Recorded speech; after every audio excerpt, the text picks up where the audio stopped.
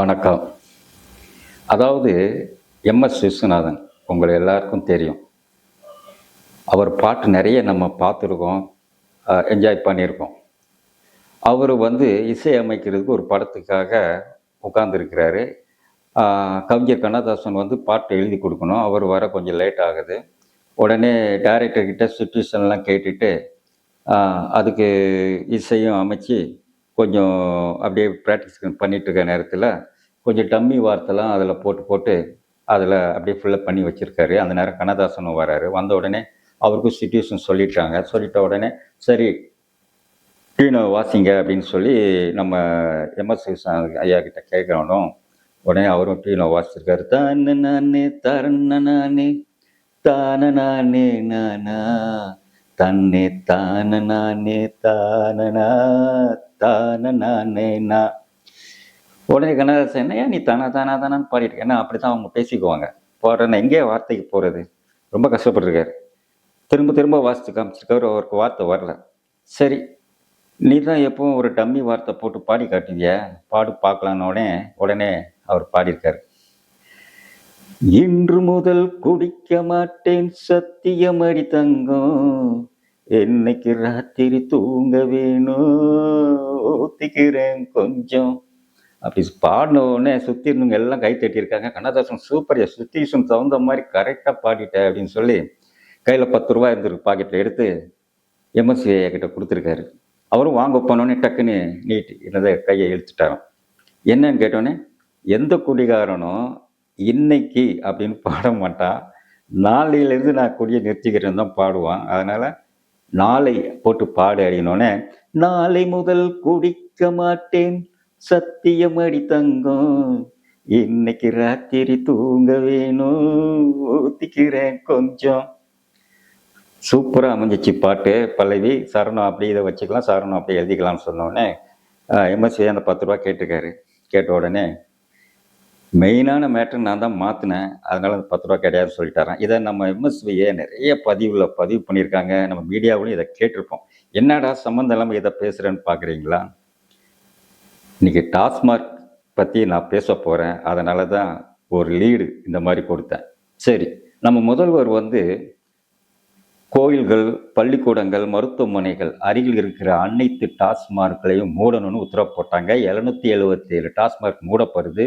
4765 டாஸ்மார்க் கடையில் இதை மூடிட்டா 4048 கடை தான் இனிமேல் இயங்கும் அப்படின்னு சொல்லியிருக்காங்க. இதனால அரசுக்கு 8000 கோடி நஷ்டம்னு சொல்லியிருக்காங்க. நான் கேட்குறேன், மூட்டினது நல்லது தான், வரவேற்கக்கூடிய விஷயம்தான். ஆனால் அதில் குடிக்கிறவன் இங்கே கடையை மூடிட்டா இங்கே குடிக்காமல் இருந்துருவானா?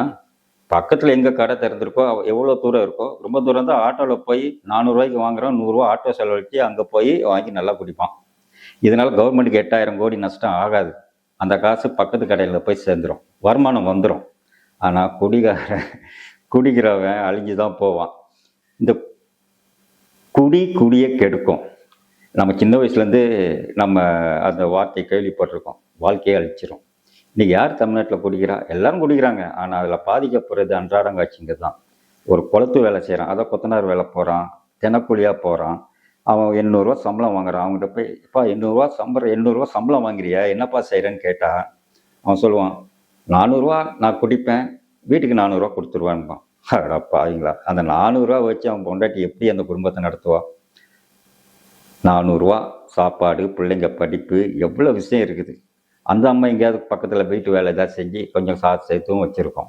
இதில் வேறு அவன் வேலைக்கு போகாமல் வீட்டில் லீவில் படுத்திருந்தா அன்றைக்கும் அவனுக்கு அந்த 400 ரூபா கொடுத்தாகணும். இல்லைன்னா ஒரே சண்டை. அப்போ எத்தனை வீட்டில் சண்டை நடக்குது?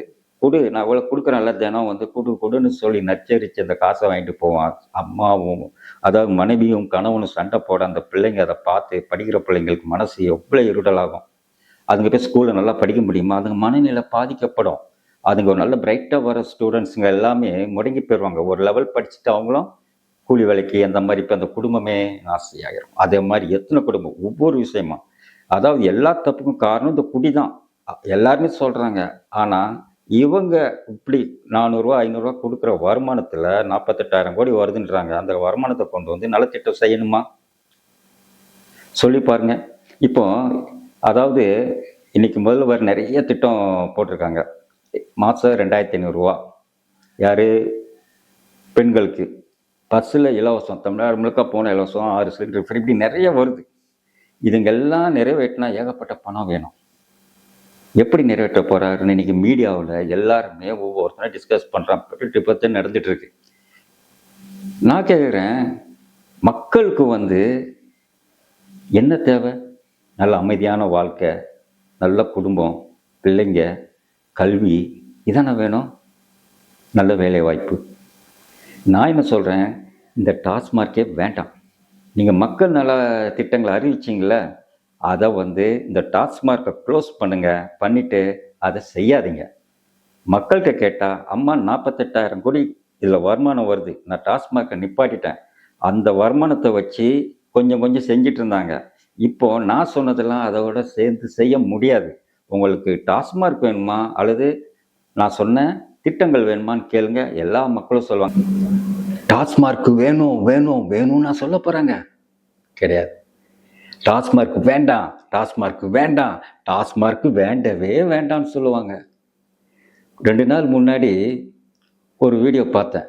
ஒரு பொம்பளை உங்களுக்கு டிஸ்டி கழிக்குது, இப்படி பண்ணுறாங்க, நீங்களும் திருப்பி இப்படி கழிக்கிறீங்க டிஸ்டி. அதை மாதிரி தமிழ்நாட்டில் இருக்கிற எல்லா தாய்மார்களும், மகாராஷ்டிரா எங்கேருந்து வந்தானோ இந்த டாஸ்மார்க்கை மூடிட்டாயா, எங்கள் குடும்பத்தில் விளக்கேற்றிட்டாயா அப்படின்னு சொல்லி இந்த மாதிரியே டிஸ்டி கழிப்பாங்க. இப்படி கழிப்பாங்க. முதல்வர் அவர்களே, எல்லார் மனசுலையும் நீங்கள் குடியிருப்பீங்க. நிரந்தர முதல்வர் நீங்கள் தான். வணக்கம்.